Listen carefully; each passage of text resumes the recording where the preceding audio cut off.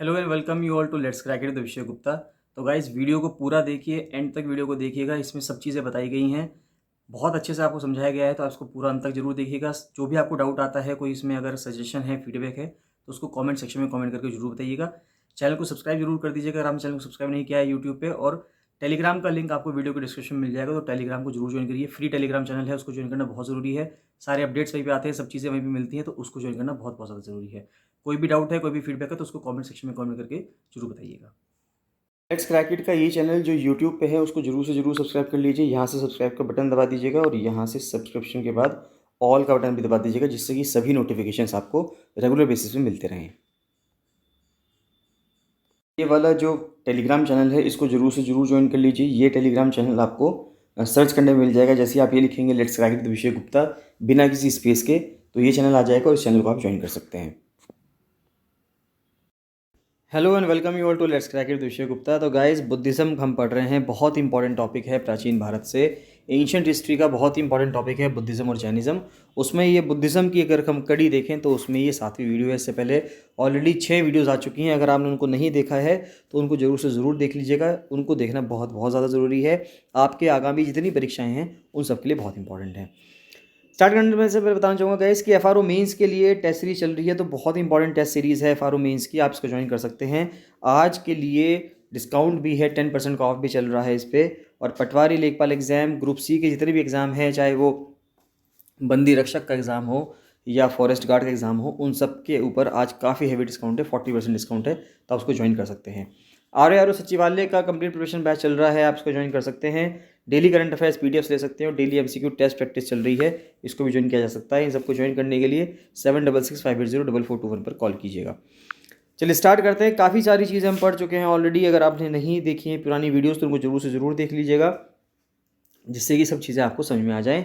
आज हम स्टार्ट करते हैं अंतर्राष्ट्रीय बौद्ध सम्मेलन यानी कि इंटरनेशनल बुद्धिस्ट कॉन्क्लेव से। तो मिनिस्ट्री ऑफ टूरिज्म की अगर हम बात करें तो भारत का जो टूरिज्म मंत्रालय है, पर्यटन मंत्रालय है, उसने ऑर्गेनाइज करी थी बुद्धिस्ट कॉन्क्लेव वो ऑर्गेनाइज करता है हर ऑल्टरनेट ईयर में, यानी कि एक साल के बाद एक साल छोड़कर जो है एक एक साल के अंतराल पे 2004 के बाद से वो ऑल्टरनेट ईयर पे बुद्धिस्ट कॉन्क्लेव करता है with the objective of promoting India as a Buddhist destination. यानी कि हमारा जो उसमें उद्देश्य है, मुख्य उद्देश्य ये है कि भारत को टूरिस्ट डेस्टिनेशन बनाना है हमें। किस चीज़ के लिए? बुद्धिस्ट कल्चर के लिए। And major markets around the globe. 2018 में conclave witnessed the participation of the delegates. तो 2018 में कॉन्क्लेव में अलग अलग देशों से डेलीगेट्स आए थे, जैसे कि बांग्लादेश से आए थे, इंडोनेशिया से, म्यांमार से, श्रीलंका और 29 और देशों से कई डेलीगेट्स आए थे। फिर कल्चरल एक्सचेंज प्रोग्राम होता है मंगोलिया के साथ। मंगोलिया और भारत का काफ़ी अच्छा रिश्ता रहा है बुद्धिज़्म को लेकर। Under the cultural exchange programme 10 dedicated ICCR, यानी कि ICCR का मतलब है Indian Council of Cultural Relations, उसकी स्कॉलरशिप दी जाती है कि आप तिब्बतन बुद्धिज़्म को अगर कोई पढ़ने जा रहा है तो मंगोलियंस को वो स्कॉलरशिप दी जाती है अगर मंगोलियंस जो हैं वो भारत में पढ़ने के लिए आते हैं। Ministry of culture is likely to complete reprinting of about 100 sets of sacred Mongolian Kanjur. अब देखिए ये बहुत इंपॉर्टेंट चीज़ है। जो भारत की संस्कृति मंत्रालय है वो प्रिंट कर रही है, वापस से प्रिंटिंग कर रही है 100 सेट्स की कुछ मंगोलियन कंजूर करके किताबें होती है। तो कंजूर क्या है वहाँ पे, मंगोलियन कंजूर क्या होता है? ये बुद्धिस्ट कैनोनिकल टेक्स्ट है। कैनोनिकल टेक्स्ट हमने पढ़ा था, यानी कि जो सबसे मुख्य जो विहित पाठ हैं वो कौन से हैं? जैसे कि जो हमारे 3 किताबें थी, विनय पिटक, अभिधम पिटक और सुत्त पिटक, ये तीनों जो थी कैनोनिकल टेक्स्ट थे।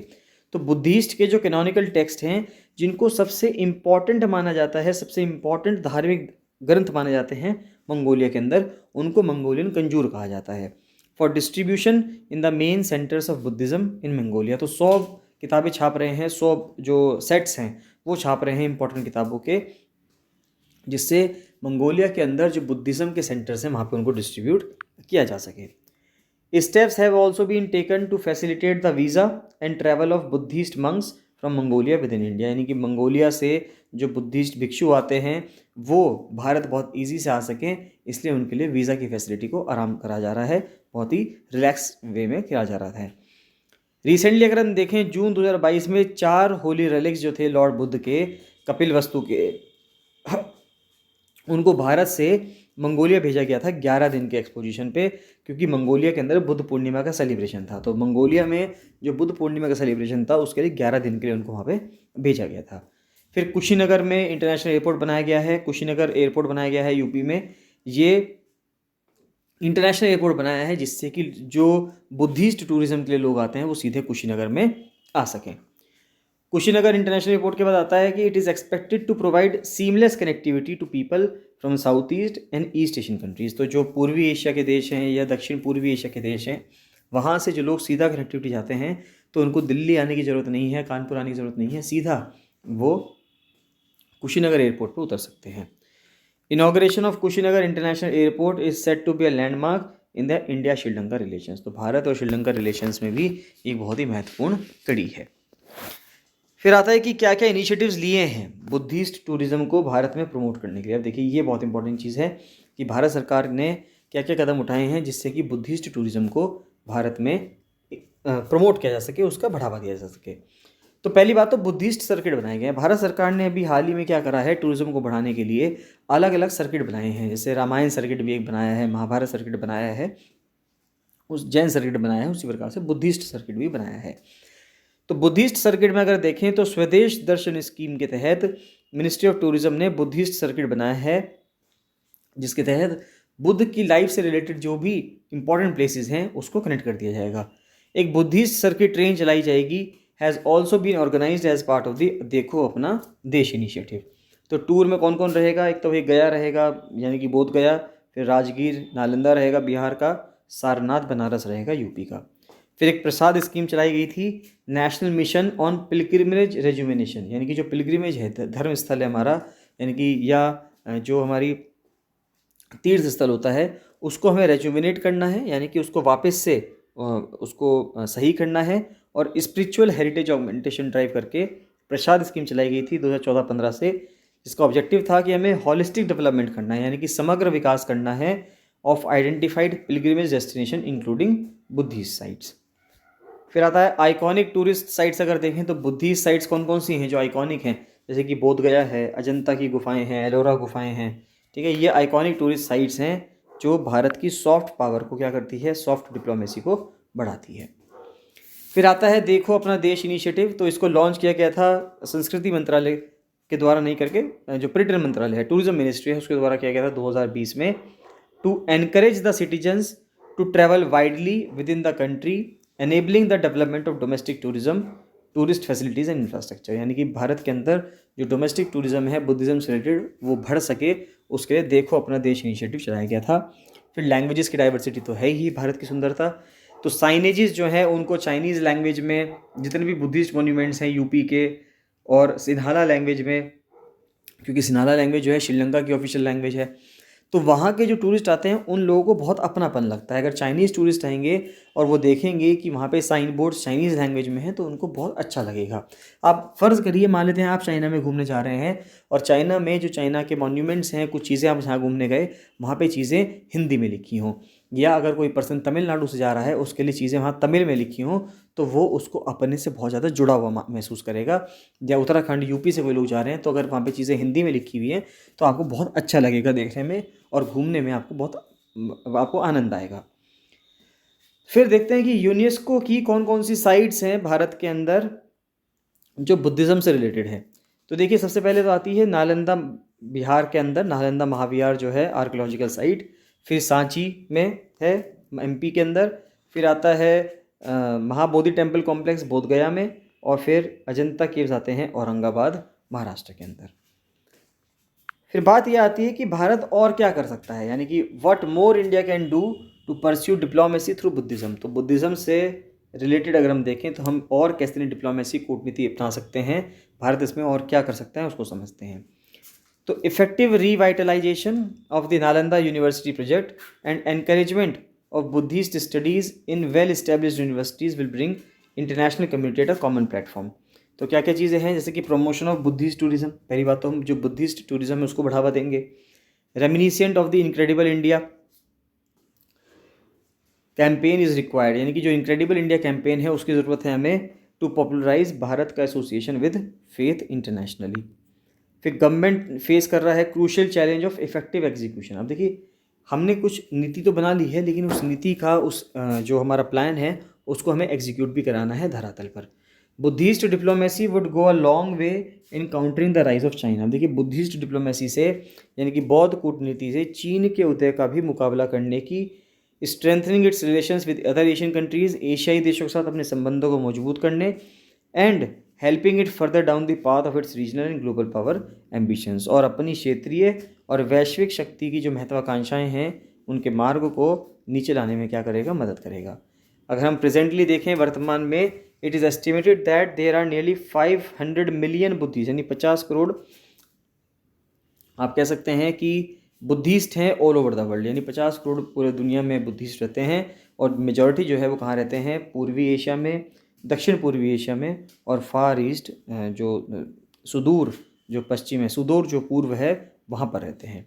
However a very small percentage of them visit the Buddhist sites in India each year. लेकिन उसके अंदर से 50 करोड़ लोग अगर पूरे विश्व में हैं तो उनमें से बहुत ही कम लोग ऐसे हैं जो भारत में बुद्धिस्ट साइट्स में क्या करते हैं, विजिट करते हैं। यानी कि यहाँ पे एक बहुत ही स्ट्रॉन्ग पोटेंशियल है जिसको सरकार टैप कर सकती है। इसलिए देखा जाए तो सिग्निफिकेंस जो है, encouraging more tourists to visit the Buddhist destinations where lord Buddha lived and preached its immense. तो यहाँ पे जो सिग्निफिकेंस है कि टूरिज्म बढ़ाया जाए वो बहुत ज़्यादा बढ़ सकता है, उसका पोटेंशियल बहुत ज़्यादा है। India's Buddhist heritage is not only important from the tourist point of view but is also a binding factor. तो यानी कि बुद्धिस्ट हेरिटेज जो है ये टूरिज्म पॉइंट ऑफ व्यू से तो इम्पॉर्टेंट है ही, is also a binding factor that strengthens its relationship with Asian countries. As peace and sustainable development are interlinked, Buddha's prism can be the guiding lights to every single stakeholder from local to global institutions. Next आता है for spread and popularity of Buddhism. तो Buddhism के फैलाव के लिए कि जो उसका फैलाव हुआ, स्प्रेड हुआ, प्रसार हुआ, और उसकी जो पॉपुलैरिटी हुई, लोकप्रियता हुई, उसके बारे में समझते हैं। Buddhism gained wide acceptance and popularity and spread like a wild fire through out India. देखिए, बुद्धिज़्म बहुत तेज़ी से फैला, ये कुछ इसी प्रकार से फैला जैसे जंगल में आग फैलती है, इसी प्रकार से बहुत तेज़ी से शुरुआत में बुद्धिज़्म फैला था। With the support of emperor Ashoka it spread its wings to Central Asia. धीरे धीरे जिस प्रकार से जब अशोका ने इसको पैट्रोनेज दी और अशोका के साथ जब ये फैलना शुरू हुआ तो ये सेंट्रल एशिया में फैला, पश्चिम एशिया में फैला, श्रीलंका में फैला, और इसके कई सारे कारण थे। देखिए क्या क्या कारण थे। पहली बात तो ये कि ये जो धर्म था ये लिबरल था, उदार था और लोकतांत्रिक था, यानी कि डेमोक्रेटिक था। Unlike Brahmanism it was more liberal and democratic. और देखिए ब्राह्मणिज्म में ये दिक्कत थी कि ये कह दिया गया था कि जो अपर कास्ट के लोग हैं संस्कृत वो ही पढ़ सकते हैं, 4 वर्णों के अंदर क्लासिफिकेशन कर दिया गया था।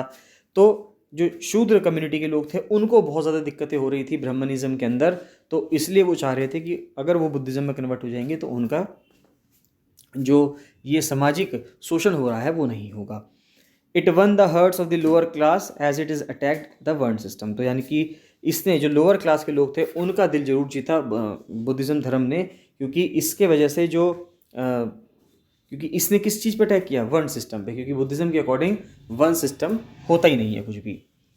It welcomed people of all castes and even women were admitted to the Sangha. धीरे धीरे सभी कास्ट के लोगों को इसने वेलकम किया, संघ में धीरे धीरे महिलाएं भी आने लगी। People of Magadha readily accepted Buddhism as they were looked down upon by the orthodoxy या ऑर्थोडॉक्स ब्राह्मण्स। फिर लैंग्वेज बहुत सिंपल थी, क्योंकि जो ब्राह्मणिज्म था उसमें वे लोग संस्कृत में बात करते थे जबकि नॉर्मल लोग संस्कृत भाषा नहीं बोल पाते थे।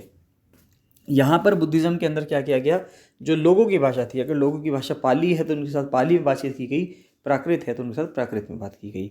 Buddha spread his message in the simple language of the masses. Pali language का इस्तेमाल किया बुद्ध ने स्पोकन मैसेजेस के लिए, यानी कि जो उन्होंने जब बोला तो पाली भाषा में बोला जिससे कि लोग वहाँ के ईजिली समझ पाएँ। वैदिक religion was understood only with the help of Sanskrit language. दिक्कत ये थी कि जो वैदिक रिलीजन था, ब्राह्मणिज्म था, सनातन धर्म था, वो सिंपल आपको संस्कृत भाषा से ही समझ में आ सकता था, क्योंकि उस टाइम पे वही भाषा वहाँ पे चलती थी। Which was the monopoly of the Brahmans. और जो संस्कृत भाषा थी जो वो क्या थी, वो ब्राह्मण्स की मोनोपोली थी वहाँ पे। फिर पर्सनैलिटी ऑफ द बुद्धा की बात करें तो personality of the Buddha endeared him and his religion to the masses. फिर धीरे धीरे जो बुद्धिज़्म के जो फाउंडर थे गौतम बुद्ध, उनकी जो पर्सनैलिटी थी वो धीरे धीरे लोगों को पसंद आने लगी। ही वॉज काइंड, बहुत ज़्यादा दयालु थे, एंड ईगोलेस, यानी कि उनके अंदर अहंकार था ही नहीं। His calm composure sweets words of simple philosophy and his life of renunciation drew the masses to him, यानी कि उनका बहुत ही काम, एक शांत उनका कंपोज़र था, मीठे शब्द बोलते थे, उनकी जो फिलॉसफी थी वो बहुत ही अच्छी थी, इस वजह से लोग उनकी तरफ खींचे चले गए। He has ready moral solutions for the problems of the people, और जो लोगों की समस्याएं थी उन समस्याओं के लिए बहुत ही अच्छा उनके पास समाधान होता था और वो लोगों को बहुत ईजिली समझा देते थे। रॉयल पैट्रोनेज भी मिली उस टाइम पे, जो राजा हुआ करते थे उन्होंने भी काफ़ी ज़्यादा साथ दिया बुद्धिज़्म धर्म को फैलाने में। रॉयल पैट्रोनेज थी जो बुद्धिज़्म की, जैसे कि प्रसेनजीत थे, राजा बिम्बिसार हुए, फिर अशोक हुए, कनिष्क हुए, इन सभी बड़े राजाओं ने बुद्धिज़्म धर्म को पैट्रोनाइज किया and helped its spread throughout India and outside as well. तो भारत तो है ही, साथ ही साथ विदेशों में भी इसका प्रचार प्रसार हुआ। अशोका ने अपने लड़के को भी, अपने बच्चों को भी लगाया कि बुद्धिज़्म को श्रीलंका में क्या करना चाहिए, स्प्रेड करना चाहिए। और सबसे बड़ी बात क्या है, ये इनएक्सपेंसिव था, इसमें कुछ खर्चा नहीं था। Buddhism was inexpensive without the expensive rituals that characterise the Vedic religion. अगर हम वैदिक रिलीजन को माने तो वहाँ पे कर्म कांड करने पड़ते थे, यज्ञ करने पड़ते थे, सेक्रीफाइस देना पड़ता था, बलियाँ देनी पड़ती थी जानवरों की, जो अपना में बहुत महंगा हुआ करता था, नॉर्मल लोग उसको अफोर्ड नहीं कर पाते थे। तो वहाँ पे कर्म कांड ज़्यादा होते थे, दान धर्म ज़्यादा रहता था, तो इस वजह से लोग वहाँ से हटने लगे। और बुद्धिज़्म एक नॉन एक्सपेंडिचर वाला था, यहाँ पे कोई खर्चा नहीं था इस तरह का, तो यहाँ पर लोगों को काफ़ी ज़्यादा अट्रैक्शन होने लगा। It advocated a spiritual path without any material obligation of satisfying gods and Brahmins through gifts and rituals। और यहाँ पर एक ऐसा पाथ इन्होंने अपनाया कि वहाँ पर कोई भी आपको भगवान को सेटिस्फाई नहीं करवाना है कुछ खर्चा करके, जो ब्राह्मण्स हैं उनको आपको सेटिस्फाई नहीं करवाना है, तो ये सब चीज़ें इसके अंदर कही गई थी। तो चलिए नेक्स्ट आता है बुद्धिज़्म कि क्या रीजंस थे डिक्लाइन होने के, इनको हम नेक्स्ट वीडियो में कवर करेंगे। इस कोई भी आपको डाउट है, फीडबैक है, सेशन है, तो उसको कमेंट सेक्शन में कमेंट जरूर कीजिएगा। चलिए बाकी मिलते हैं नेक्स्ट वीडियो में। So thank you and bye bye.